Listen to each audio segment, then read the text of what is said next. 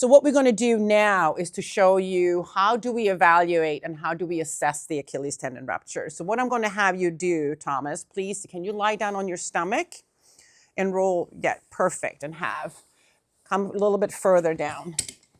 What you're going to start looking at, there are one special test called the calf squeeze test or the Thomas test.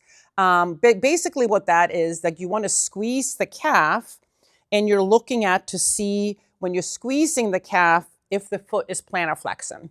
And you can compare that to the other side to see how they move. One of the things to really thinking about, if you squeeze really, really hard, you might be able to squeeze the skin and you might have a false negative because you might have slightly movement anyway. So what you want to do is really squeeze it to see, you want to have a good movement and you want to compare to the other side. You're also going to start looking at the position. And there is another test called the matless test. And this is when we're bending the knees to 90 degrees. And what you're going to look at here is to see where the position of the foot is. Because the Achilles tendon and the calf are a little bit tighter. Like if I'm pulling on this, you can see that you go into plantar flexion. So just the passive tension will keep the foot in plantar flexion, usually about 10 to 15 degrees. And you want to be able to just look side to side. If somebody has an Achilles tendon rupture, you can easily see that this foot will be hanging down into a more dorsiflex position. So that's the matless test that will be positive if one foot hangs down a little bit more than the other one.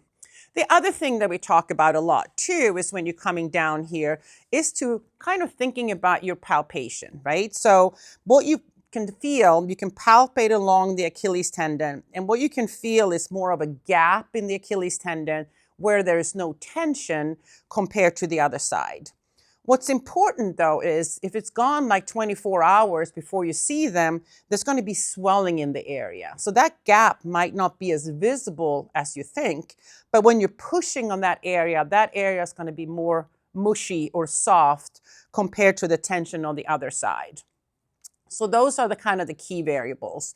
Also, when you're here thinking about differential diagnosis, you want to make sure that the pain is not further up in the calf. So you want to distinguish between a muscle tear versus the Achilles tendon rupture tear.